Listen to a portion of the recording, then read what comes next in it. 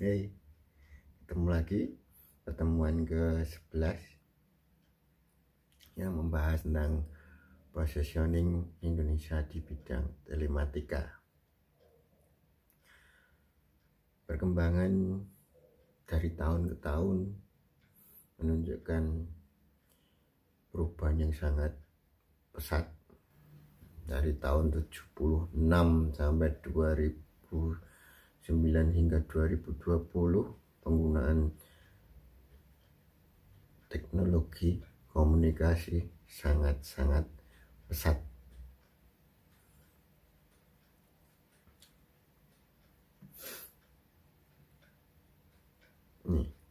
Sebagai fungsi telematika adalah sebagai penyampai informasi. Telematika digunakan sebagai penyampai informasi agar yang melakukan komunikasi lebih berpengetahuan dari sebelumnya, dimudahkan. Bertambahnya pengetahuan dari sebelumnya, bertambahnya manusia akan meningkatkan keterampilan hidup.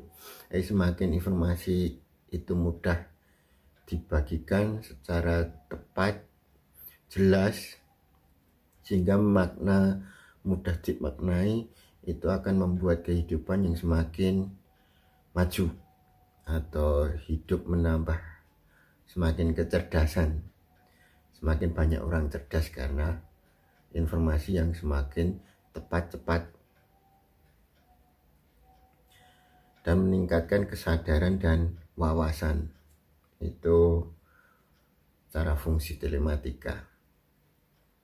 Kemudian sarana kontak sosial hidup itu dalam bermasyarakat, interaksi sosial menimbulkan kebersamaan sama-sama sehingga menjadi akrab dan menjadi kesatuan yang akan melahirkan kerjasama. Telematika menjadi penghubung di antara peserta kerjasama tersebut, walaupun mereka ada di mana-mana. Saat ini kita melakukan itu seperti telekonferensi dan teleponan. Semua berkembang, aplikasinya sangat pesat. Sekarang sudah ada banyak pilihan untuk komunikasi digital, video conference. Sehingga telematika tersebut menjadi jembatan, menjadi proses interaksi sosial dan kerjasama, sehingga menghasilkan jasa yang memiliki nilai tambah dibanding hasil perseorangan. Jadi nilai plus karena ketepatan telekomunikasi dalam penggunaannya. Telematika di Indonesia memiliki 3 peran pokok. Pertama, mengoptimalkan proses pembangunan. Telematika memberikan dukungan terhadap manajemen dan pelayanan kepada masyarakat, saling berinteraksi tanpa terhalang jarak. Kemudian meningkatkan pendapatan produk dan jasa teknologi. Telematika merupakan komoditas yang memberikan peningkat pendapatan bagi seseorang dalam dunia usaha, bahkan negara dalam bentuk devisa hasil ekspor produk industri telematika. Terus kemudian menjadi pemersatu bangsa. Teknologi telematika mampu menyatukan bangsa melalui pengembangan sistem informasi yang menghubungkan semua institusi dan area dengan cepat tanpa terhalang jarak daerah masing-masing. Sekarang jarak itu bukan masalah, tetap bisa berkomunikasi. Kemudian memunculkan dampak yang akan muncul dalam penggunaan telematika baik secara langsung maupun tidak langsung, yaitu kemudian satu itu penghematan transportasi dan bahan bakar. Terus menghindarkan jam-jam yang tidak produktif, macet dan sebagainya lah, itu bisa diatasi sekarang. Terus mengembangkan konsep kegiatan tersebar secara merata ke seluruh daerah. Misalnya rapat, yang satu Jakarta, Kalimantan, Palembang, bisa satu kali waktu, sehingga antar daerah semakin mudah dan merata saat itu juga. Terus telematika menyuguhkan banyak pilihan sarana telekomunikasi. Benar, saat ini saja kita sudah banyak ditemukan aplikasi di HP maupun di laptop atau PC. Itu ada Google Meet, Zoom, terus ada lagi apa ya, banyak, oh ya, Messenger milik Facebook.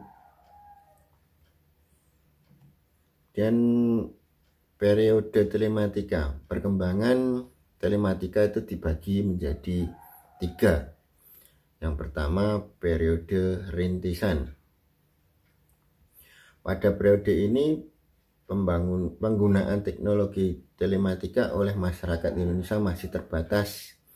Sarana kirim pesan seperti yang sekarang dikenal sebagai email atau grup dirintis pada tahun 80, itu disebut mailing list, milis. Tertua di Indonesia disebut oleh Johnny Moninga dan Josh Lukuhai yang mengembangkan perangkat pesan berbasis unik internet pada tahun 83, persis bersamaan dengan berdirinya internet sebagai protokol resmi di Amerika Serikat. Pada tahun-tahun tersebut, modem BBS internet masih merupakan kata-kata yang sangat langka, bahkan jarang didengar, dan apa itu artinya kadang. Periode rintisan telematika ini merupakan masa di mana beberapa orang Indonesia belajar menggunakan telematika,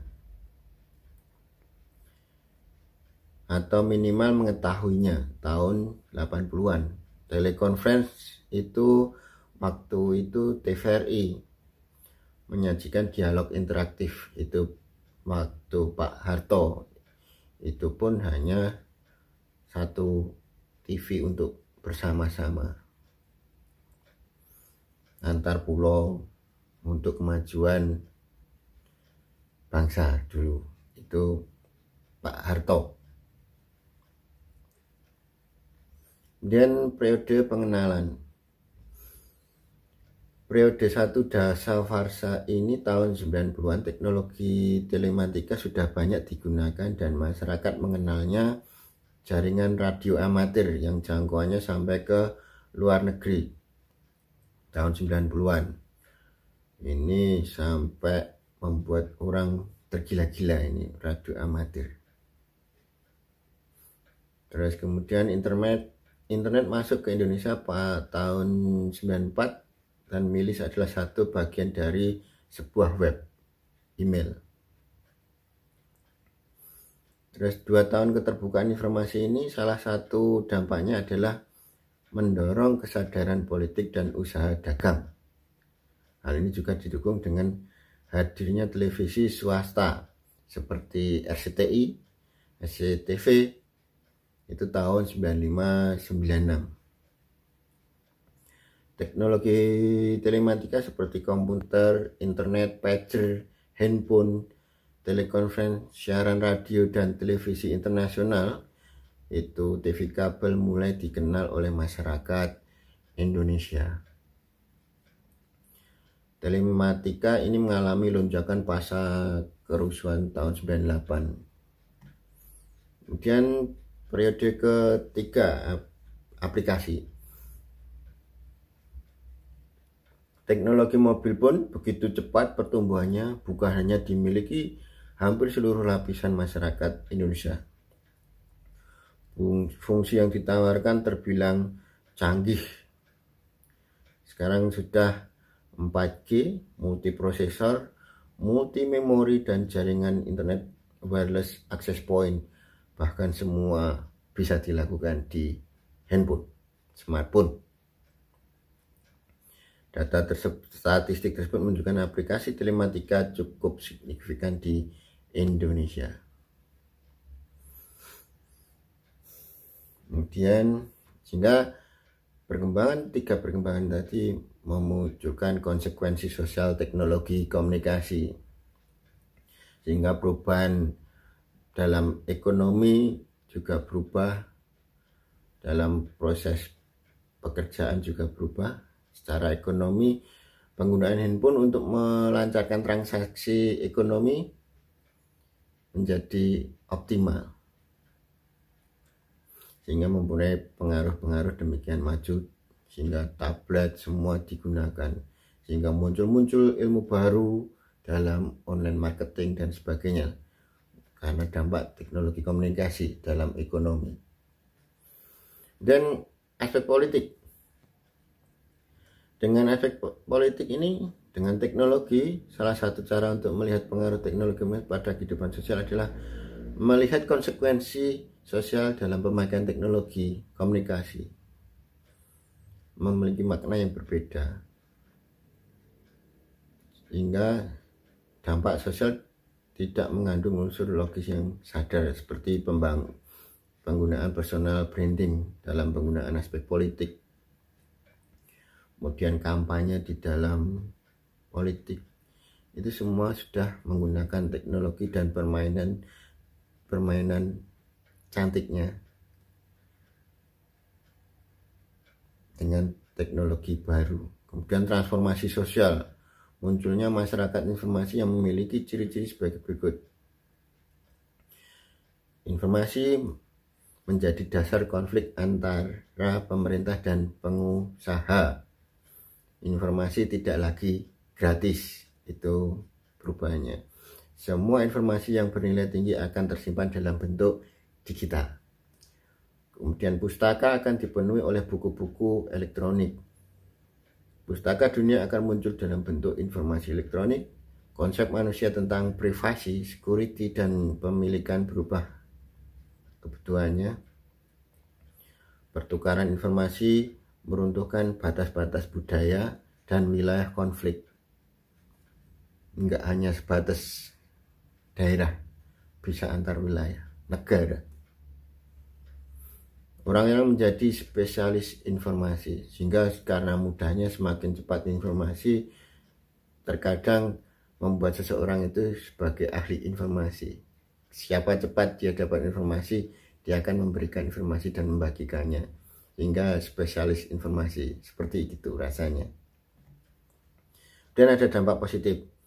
Informasi yang ada di masyarakat dapat langsung dipublikasikan, diterima masyarakat secara langsung, on time. Waktu itu juga hubungan sosial antar masyarakat dapat berlangsung di mana saja dan kapan saja. Sosialisasi kebijakan pemerintah dapat lebih cepat disampaikan kepada masyarakat. Seperti sekarang ini, setiap jam ada informasi COVID-19.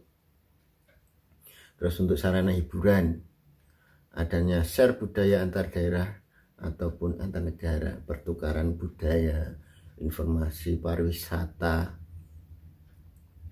Terus itu juga memiliki dampak negatif juga.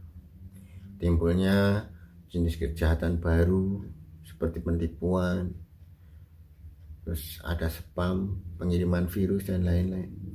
Terus mengurangi sifat sosial manusia yang biasanya bertemu, sekarang semakin jarang untuk bertemu. Meningkatnya angka pengangguran karena sekarang satu pekerjaan bisa dilakukan hanya satu orang, jadi akan berkurang, itu menjadi daya saing. Bisa membuat seseorang kecanduan dan penggunaan tidak sesuai kondisi. Kemudian masuknya pertukaran budaya asing yang kurang baik, sehingga kurang difilter. Terus dari sifat sosial dapat mengakibatkan perubahan pola masyarakat dalam berinteraksi. Ini sebagai contoh, karena pertukaran teknologi, ilmu, budaya, dan informasi yang semakin cepat, ini sekarang warga Indonesia pun cewek sudah bisa menciptakan aplikasi baru yang namanya Kalin misalnya. Ini seperti canggih dari WhatsApp dan bisa di-download sekarang. Dan ada lampu seumur hidup temuan mahasiswa Brawijaya, ini karena pertukaran teknologi juga. Terus ada lagi ini lemari es tanpa listrik temuan siswa SD Al Azhar 14 Semarang, membawa peluang medali. Ini karena pertukaran tadi, telekomunikasi yang jarak jauh. Jadi ilmu-ilmu semakin cepat diterima akan membawa perubahan di dalam diri manusia, bahkan sekitar kita. Terus alat pendeteksi dini penyakit jantung temuan mahasiswa ITB juga bisa dikembangkan. Sepatu anti pelecehan seksual ditemukan juga SMP Negeri 1 Bogor. Kemudian ada senjata elektronik tanpa suara, SMA Negeri Sidoarjo Jawa Timur sudah bisa menciptakan senjata karena pertukaran teknologi tadi, telekomunikasi. Nah, ini Prof. Dr. Khairul Anwar ini menangkap jaringan 4G. Ini orang Indonesia. Kemudian Yogi Ahmad Elkan penemu rumus matematika dalam berbagai masalah perminyakan. Oke, sampai di sini ternyata perkembangan teknologi komunikasi berkembang sehingga membuat perubahan di dalam khasanah komunikasi dan teknologi sehingga menjadi satu kesatuan, menjadi temuan-temuan baru sehingga menjadikan alat komunikasi dan sebagainya itu menjadi satu, konvergen dan menjadi cepat berkembang sampai saat ini. Terima kasih, sampai ketemu berikutnya.